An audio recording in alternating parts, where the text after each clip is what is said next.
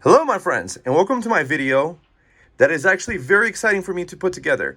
It took me a long time to put this collection together of anti-slavery and this specific medal celebrating the end of slavery in the British Empire. I have a collection assembled here going from the 1790s to a little bit later time period where slavery is abolished, and even to the movement spreading and continuing to spread within the United States. Let's get started. First, let me tell you about who I am. My name is Elias Lobin. I'm an enthusiast and coin expert and dealer in ancient coins. I've written tons of articles and made tons of videos about ancient coins and coin collecting, but I am also a historian and I love the historical aspect of these pieces. So let's start with the first piece and then get a little bit of the historical context about it. So these tokens over here, they are called Condor tokens. There was a name by the name of Condor, C-O-N-D-E-R, that started issuing private currency in the British Empire. They had a coin shortage for smaller denominations like cents and half cents, and this would be a half pence. Half penny coin. And this one says, "Am I not a man and a brother?" And on the back, you have this one, "May slavery and oppression cease throughout the world." By itself, it's a very interesting topic to explore. But now let's look a little bit into the history of it. So this motto has been adopted from the Society for the Effecting the Abolition of the Slave Trade. So 12 members started in 1787. What I'm going to be also doing is linking these this historical information at the bottom of the video so you could click and read up more on it. It's going to be in the same order as it was in the video. So you have the society started in Britain in 1787, and you have the origin. We have Quakers, we have anti-slavery movement, we have important people that were part of it. But the important thing to see this is this symbolism over here. "Am I not a man and a brother?" This was designed by Josiah Wedgwood in 1787. So that became the standard that people have used to show that, is this man not a man and a brother? And he shouldn't be enslaved. So this is the man that came up with the design that we see on the coin. You could say it's a token. It's anyways, that you see on the coin. And his name is Josiah Wedgwood. Here's his information. So we have a businessman here, industrialist, and over here when you scroll through his section is his section on abolitionism. And so he was a prominent slavery abolitionist, actively participating in the his slave medallion brought public attention to abolition. He reproduced this in the cameo, and you see this, what we're looking at. So I guess this is the prototype in 1786. So we have a medal that's been circulating in the 1790s. This is the same type, but in a higher condition. You could tell the difference. You see this one says AU 50BN. BN stands for the coin is brown. And the grade is AU 50. So highest condition would be 70. So it's on a scale of 1 to 70. It's 50 out of 70 in the quality that it is. This is the same type, but in a mint state. So we got mint state. So anything 60 to 70 is considered mint state. So you have MS63BN, so it's brown.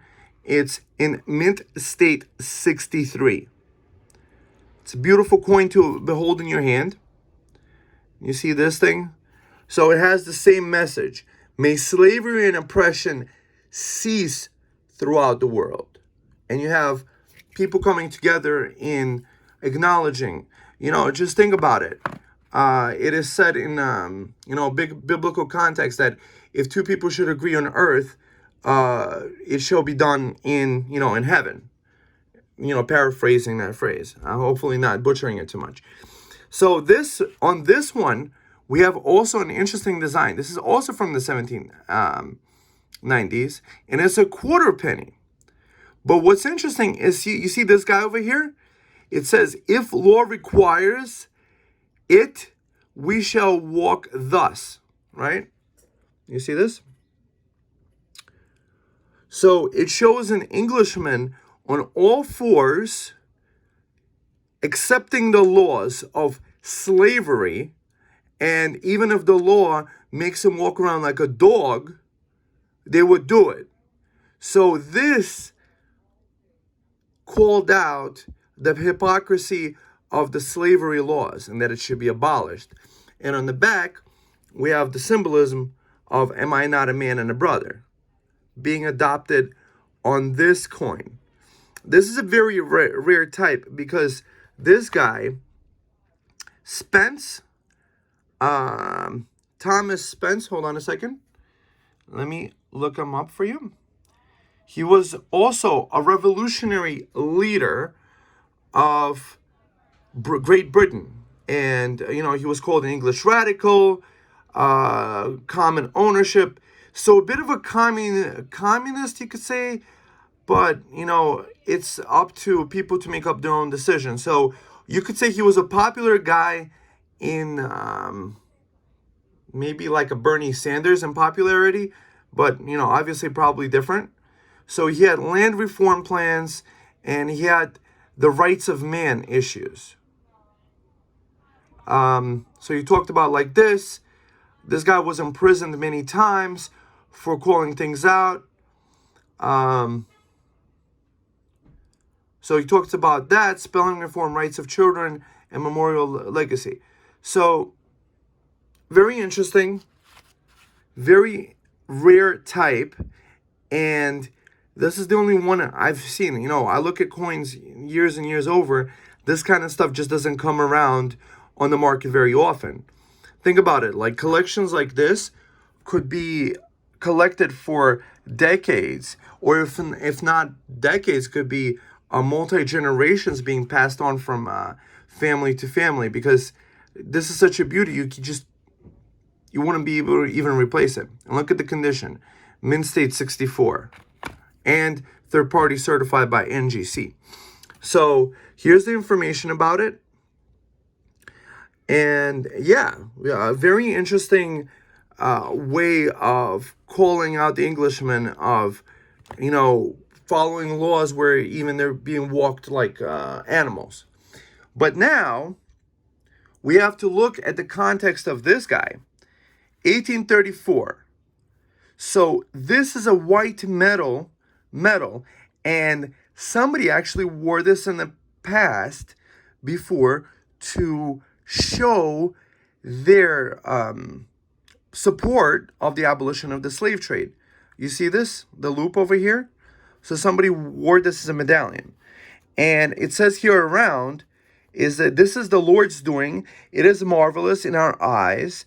Psalm 118v, right? And this celebrates the Jubilee, 25 years from the abolition of the slave trade. So having done the research, and on the back, you have the original design, "Am I not a man and a brother?" So now, this is a voice from Great Britain to America. So the abolitionists are calling out for people in America to also take up the mantle of abolishing such an evil and vile slave trade. And on this side, showing this freed man standing there as a free man, and it is marvelous. So this is 1834. So 1790s, this movement is getting started. People are talking about it. Here's another type in bronze. Pretty much a similar design where the man is freed, and the reverse talks about in commemoration of the extinction of colonial slavery throughout the British dominions in the reign of William IV, 1834, right? So very interesting part. So now let's look up the abolition of slavery laws. We have this guy, Slave Trade Act of 1807, and it prohibited the abolition of the slave trade in here. So, but I'm trying to get to the point over here. So you have this slave trade. Maybe it took a couple of years until 1809, because 1809 plus 25 years, which is a Jubilee year, would be 1834. But it could be also, so we have this Slave Trade Act of this. So we got the background. We got the symbolism of the slavery. And over here, we have an 1833 Slavery Abolition Act of 1833. So expanded the jurisdiction. And so that's why maybe 1834, it's kind of like by 1833 they passed this, and in 1834 they say it's 25 years or maybe over 25 years of the abolition of the slave trade. Here's the background, campaign to abolition, very important stuff. So you have this beautiful medallion celebrating 25 years during the reign of this king, William IV.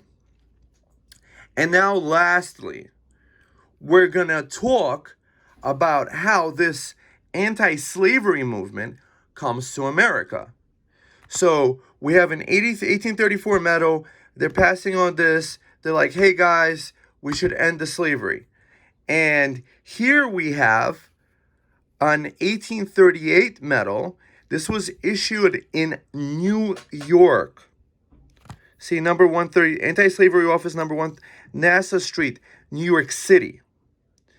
So now they adopt their own design. Instead of am I not a man and a brother, am I not a woman and a sister? By the way, if you ever come across the 1838, when it says am I not a man and a brother, there's literally a few dozen pieces of those maximum, or maybe only a dozen that were ever issued. So that's the very, very, very rare type. This is the less rare type because this is the one that they went with. Am I not a woman and a sister? And says United States of America, Liberty, 1838. So this is a hard times token. So this is a United States made privately minted token. And they were passing these out and also selling them in honor of the abolition of the slave trade. So let's quickly talk about the hard times. The hard times were a time during Andrew Jackson, when he wound up closing down the private central bank, I believe the Second Bank of America. And he said, you guys are a vile den of vipers to the banks, and I shall rout you out. And that was on his deathbed. That was the proudest movement that he did. Andrew Jackson was a Democrat, and he ended the privately owned central bank. And that was the last time, actually, under Andrew Jackson's time, that America was debt-free. And in 1913, we had another private central bank come in called Federal Reserve. It's not federal, and it has no reserves, but that takes further research to look into it with watching a documentary such as Money Masters.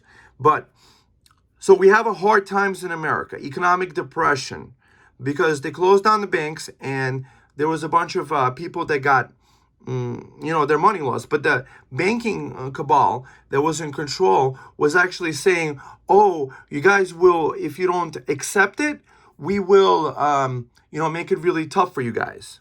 So you have this, and now when we look into the abolitionism in the United States, they used a similar symbolism over here. You see in the 1850s, remember your weekly pledge? So abolitionism continued in the United States from the 1834s to the 1838 to even the time of the American Civil War. One of the reasons being was to end slavery, or at least claimed reason to be. So you had this abolitionist movement. Here are the people that were, forming the country that didn't want it. I don't think Thomas Jefferson wanted slavery either, but, they might have not been able to found the country because some people did own slaves. So you have all these different people, it's either this guy, poor guy, sad to see that. So the continuation of the abolitionism movement is very interesting to note too. So, and the last metal over here, the token, the coin we have here is, you see this on the Guidebook of Hard Times Tokens? It's on the actual cover, meaning it's one of the really important types. And I have other Hard Times tokens, but if you look into it, let's see, page 83 and 116. Let me see if I can quickly open it up. You see over here? Oh, so it actually talked about an underground railroad too. Wow, look at that. So in 1834, the so-called underground was in operation and provided a method for slaves in the South to escape to the North in Canada. Clandestine way stations. Okay. Thousands of cent-sized copper tokens. They were released. So, you see? Very interesting. All right, my friends. I actually have these coins, metals, coins available in my eBay store. I have great feedback, great reviews. You could shop around, make me offers. But these are historical items, and they're tough to come by.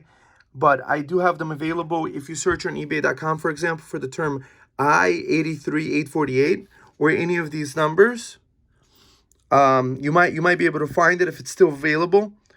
But I think this is a very interesting topic to explore, and through the historical metals and coins and artifacts, for us to advance our knowledge about the progression of human liberty throughout time, and allowing us to celebrate living as free men in free societies where all men are created equal and endowed by the Creator with certain inalienable rights.